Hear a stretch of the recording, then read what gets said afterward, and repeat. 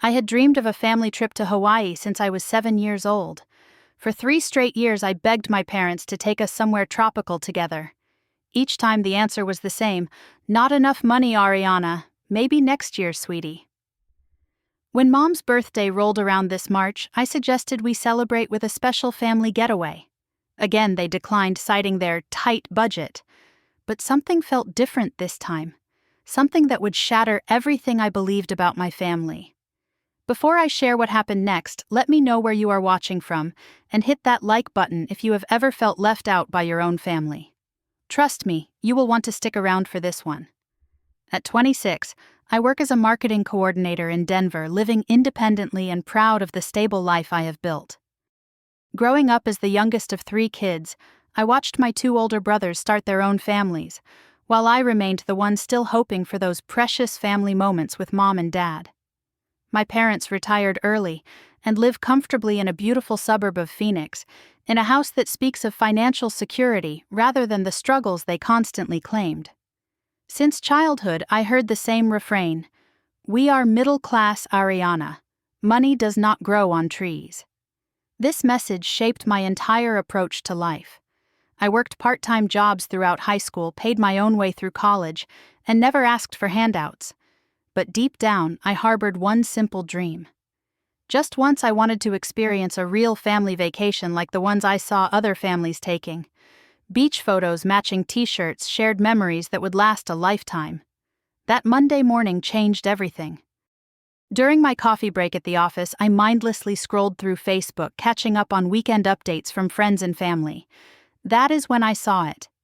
Mrs. Patterson, my parents' next-door neighbor, had posted photos from Phoenix Sky Harbor Airport. My heart stopped.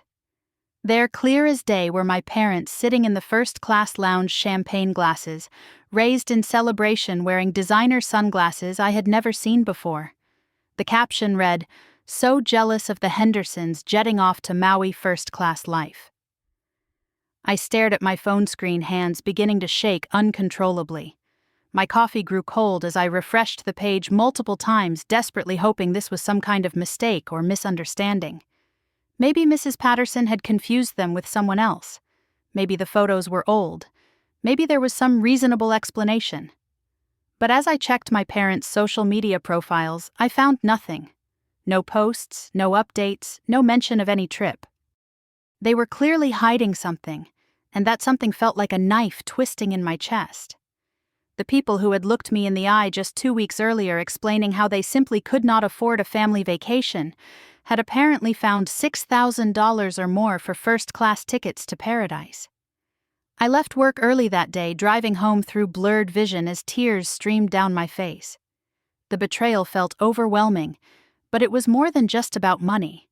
This was about years of feeling excluded, years of being told I was asking for too much, years of believing that financial hardship was keeping our family from creating memories together. Jessica, my best friend since college, listened patiently as I sobbed through the entire story over the phone. "That is completely messed up," she said, her voice filled with righteous anger. "How could they lie directly to your face like that? How could they make you feel guilty for even asking?" That evening, I spent hours researching flight costs from Phoenix to Maui. First-class tickets during peak season cost over $3,000 per person. My parents had spent more on this secret vacation than I made in 2 months. The math was devastating, but the emotional calculation hurt even more. As memories flooded back, I remembered every single time I had asked about family trips over the years. College graduation celebration. Money is tight right now. Christmas vacation somewhere warm. We need to be responsible with our finances. My 25th birthday suggestion for a long weekend getaway, maybe when we are in a better position financially.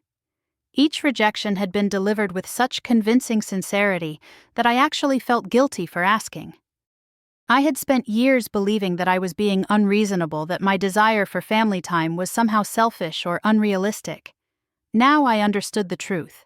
It was not about money at all. It was about choice. And they had chosen to exclude me from their lives in the most hurtful way possible.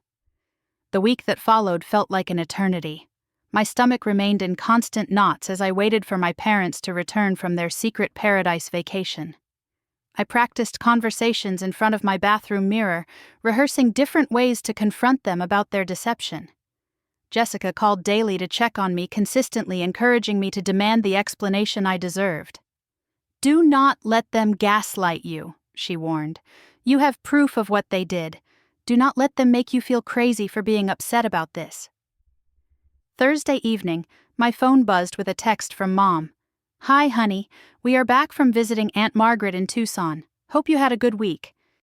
Another lie delivered so casually that it took my breath away. I screenshot the message, adding it to the growing collection of evidence that my parents were living completely separate lives from the ones they presented to me. Saturday morning, I drove to their house unannounced. I found them in the living room surrounded by suitcases and shopping bags, unpacking souvenirs that clearly did not come from Tucson. Hawaiian macadamia nuts resort bathrobes with Grand Wailia embroidered on the pockets, expensive-looking jewelry with tags still attached, and a collection of tropical-themed decorations. "Oh, Ariana!" Mom startled when she saw me standing in the doorway. "We did not expect you today." "I can see that," I replied, my voice steadier than I felt inside. "Looks like Aunt Margaret has quite the gift shop in Tucson these days." The color drained from Mom's face as she followed my gaze to the obvious Hawaiian merchandise scattered across their coffee table. Dad looked up from his suitcase with the expression of a man caught red-handed in the most embarrassing way possible. I pulled out my phone and showed them Mrs. Patterson's Facebook photos. "Want to explain why you told me you could not afford a family trip while you were apparently living it up in first class on your way to Maui?" Initially, they tried to deny everything. "Those photos are misleading," Dad stammered. "You do not understand the full situation." But as I pressed for details, their story crumbled completely. When cornered with undeniable evidence, they finally admitted the truth, but their tone shifted from defensive to aggressive. "We worked hard our entire lives," Dad said, crossing his arms. "We deserve some enjoyment in our retirement years. We sacrificed plenty when you kids were growing up." Mom nodded in agreement, her demeanor growing cold and calculated. "You are an adult now, Ariana. We do not owe you vacation invitations. We raised you to be independent, and that is exactly what you are." "But you lied to me," I said, my voice shaking with emotion. "You looked me in the eye and told me you could not afford it. You made me feel guilty for even asking about family time." That is when Mom delivered the words that would echo in my mind for months to come. She shrugged her shoulders, and a cruel smirk spread across her face. "Maybe next time you should work harder. We earned this trip through decades of sacrifice and smart financial planning. When you can afford first-class tickets, you can join us." The silence that followed felt deafening. I stood there stunned, feeling as though I had been physically slapped. This was not the mother who had raised me, or maybe it was, and I was just finally seeing her true colors. "We are not obligated to include you in everything," Dad added as though he was explaining something obvious to a child. "We have given you a good education and a solid foundation. What you do with it from here is up to you." I left their house without saying another word, tears streaming down my face as I walked to my car. The drive home felt surreal, as though I were watching someone else's life fall apart in slow motion. But alongside the hurt and betrayal, something else was growing inside me. A cold, calculated determination. They wanted to play games with my emotions. They wanted to treat me like I was unworthy of basic family inclusion. Fine, I could play games too. That night I began researching my parents' actual financial situation. Years earlier, they had made me their emergency contact for several accounts when Dad had his knee surgery. I still had access to information that painted a very clear picture of their true wealth. Dad's consulting business remained active and profitable.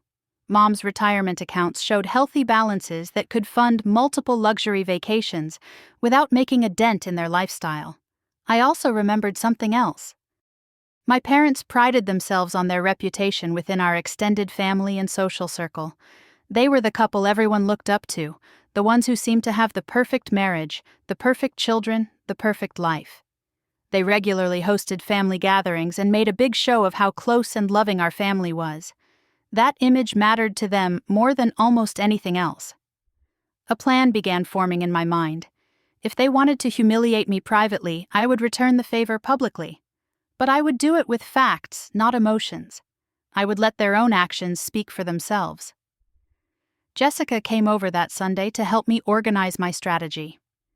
Make them face the consequences of their choices, she said, spreading photos and screenshots across my dining room table. They think they can treat you badly because no one else will ever know about it. Change that dynamic. I spent the next week gathering evidence methodically. Mrs. Patterson's airport photos were just the beginning. I screenshot every text message about their financial constraints from the past year. I documented a detailed timeline of family vacation denials going back 3 years, including dates, exact quotes, and the reasoning they provided each time. I researched the actual costs of their first-class trip using multiple travel websites, creating a clear comparison to the modest family vacation budgets I had suggested. The key was presenting everything factually without emotional manipulation or drama. I wanted the evidence to speak for itself, allowing other family members to draw their own conclusions about my parents' behavior patterns. The perfect opportunity presented itself 2 weeks later, Mom's 62nd birthday party scheduled for Sunday afternoon at their house. The guest list included my aunts, uncles, cousins, and several close family friends. Everyone who mattered in their social circle would be present to witness what I had planned. As expected, Mom and Dad spent the entire party regaling everyone with stories about their wonderful, relaxing week visiting relatives in Arizona. They described Aunt Margaret's health improvements, the beautiful desert scenery, and how refreshing it felt to get away from the hustle and bustle of daily life. Uncle Tony, Dad's younger brother, mentioned in passing that he had seen some airport photos online, but had not had a chance to ask about them. This was my opening delivered on a silver platter. During dessert, as everyone gathered around the dining room table, I stood up and cleared my throat. I want to share something about Mom and Dad's amazing recent trip, I announced, pulling out my phone. I think everyone would love to hear about their adventure to Maui. The room fell silent as I began passing my phone around the table, showing Mrs. Patterson's photos of my parents in the first-class lounge champagne glasses, raised clearly dressed for tropical weather. I explained calmly how I had spent 3 years asking for family vacation opportunities, only to be told repeatedly that money was too tight for such luxuries. Here is a text Mom sent me just 2 weeks before their departure, I said, reading aloud from my phone. Sorry, sweetie, we just cannot swing a family trip right now. Our budget is really tight with the house repairs and medical bills. I then shared my research about first-class flight costs, comparing the $6,000+ they had spent on their secret vacation to the modest $1,500 family trip budgets I had proposed over the years. I am not angry about them taking a vacation, I concluded, my voice steady and factual. I am confused about why they felt the need to lie about their financial situation and exclude me from family experiences while claiming poverty. The uncomfortable silence that followed felt like it lasted forever. Aunt Linda was the first to speak. Wait, she said slowly, you told Ariana you could not afford a family trip while you were booking first-class flights to Hawaii. Cousin Mark whistled softly. Those first-class tickets cost more than my monthly mortgage payment. Uncle Tony, who had always preached about the importance of family unity, looked genuinely disappointed. I thought you folks believed in keeping the family close, especially now that the kids are grown. Mom tried desperately to control the damage. Ariana is being dramatic, she said, forcing a laugh. She is taking this completely out of context. But the evidence was too clear, and the comparison too stark. Family members exchanged meaningful glances across the table. The perfect family image my parents had cultivated for decades was cracking in real time. Dad attempted to explain their reasoning, but every word made the situation worse. We felt we deserved some time alone, he said defensively. We have been married for 35 years. We earned the right to enjoy ourselves. But why lie about it? Aunt Linda pressed. Why not just say you wanted a romantic getaway instead of making Ariana feel like she was asking for too much? The party ended awkwardly with family members making polite excuses to leave early. As I gathered my things to go, I felt a strange sense of satisfaction. Not revenge exactly, but justice. They had chosen to play games with my emotions and my trust. Now they could live with the consequences of those choices in front of the people whose opinions mattered most to them. The week following Mom's birthday party brought a series of phone calls that validated everything I had hoped to achieve. Aunt Linda called Tuesday evening, her voice filled with concern and support. "Honey, we had no idea they were treating you this way," she said. "Your uncle and I have been talking about it non-stop since Sunday. What they did was just wrong, plain and simple." Cousin Mark reached out Wednesday expressing similar sentiments. "I keep thinking about my own kids and how I would never want them to feel excluded from family experiences. Your parents really messed up here." One by one, members of our extended family called to offer their support and express their disappointment in my parents' behavior. The perfect family image they had worked so hard to maintain was dissolving, and the social consequences were immediate and far-reaching. Mom's weekly bridge club became an uncomfortable experience when Mrs. Patterson shared additional details about the luxury resort and first-class treatment she had witnessed at the airport. Dad's golf buddies started asking pointed questions about retirement finances and family relationships that he clearly did not want to answer. 2 weeks after the birthday party confrontation, Dad called me with what I assumed would be an apology. Instead, it was another attempt at manipulation disguised as reconciliation. "Maybe we could have handled some things differently," he said carefully, "but public humiliation was not necessary, Ariana. You could have talked to us privately." "I did talk to you privately," I replied calmly. "Multiple times over multiple years. You chose to lie to my face each time. I simply shared the truth with our family." "Your mother and I feel betrayed by what you did at the party," he continued. "We thought we raised you better than that." "You did raise me better than that," I agreed. "You taught me to value honesty, integrity, and family loyalty. I was simply following the lessons you gave me." The conversation ended without resolution, which suited me perfectly. I had no interest in pretending their behavior was acceptable just to maintain false peace. Mom left a voicemail the following week that revealed just how little she understood about the situation. "Your father and I are deeply hurt by your betrayal," her message began. "We feel like we cannot trust you anymore after what you did to us." The irony was breathtaking, but I did not bother responding. Their attempts at making themselves the victims in this scenario only reinforced my decision to distance myself from their toxic behavior patterns. The social consequences for my parents continued to unfold naturally. Holiday invitation lists for upcoming family gatherings notably excluded them. Cousin Sarah's wedding planning committee decided that the drama surrounding my parents made them unsuitable choices for important family roles they had expected to fill. Meanwhile, I focused my energy on healing from years of emotional manipulation and building stronger relationships with people who actually valued my presence in their lives. Therapy sessions helped me process the lifetime of feeling not quite good enough that my parents had cultivated through their words and actions. I realized that this pattern extended far beyond vacation planning. Throughout my childhood and adult life, they had consistently made me feel like I was asking for too much, expecting too much, or somehow failing to meet their standards. The vacation lies were just the most obvious example of a much deeper problem. 6 months later, I planned my own trip to Hawaii with Jessica and 2 other close friends who celebrate my successes instead of diminishing them. Our photos from that trip, shared honestly on social media, told a story of genuine friendship and mutual support that felt infinitely more valuable than any family vacation could have provided. I learned that sometimes the most important boundaries are the ones we set with people who are supposed to love us unconditionally. My parents taught me an invaluable lesson, just not the one they intended. They showed me that family relationships require mutual respect and honest communication to function properly. Looking back, I have no regrets about exposing their hypocrisy publicly. They made a choice to prioritize their own comfort over my feelings for years. They chose to lie, manipulate, and exclude, rather than have honest conversations about their preferences.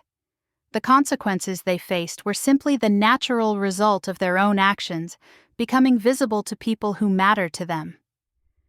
I used to believe that family meant unconditional love and automatic inclusion. Now I understand that family, like any relationship, requires effort, honesty, and mutual consideration to thrive. And respect, much like first-class tickets, has to be earned through consistent actions over time. What do you think about family members who lie about finances to exclude relatives from experiences? Have you ever discovered that someone close to you was living a completely different life than the one they presented to you? Share your thoughts in the comments below, and do not forget to hit that like button if this story resonated with your own family experiences. Subscribe for more real-life stories about standing up for yourself when people try to make you feel like you are asking for too much, and share this video with someone who might need to hear that their feelings are valid. Thank you for watching, and remember that you deserve relationships built on honesty and mutual respect, not manipulation and exclusion. Until next time, keep standing up for yourself.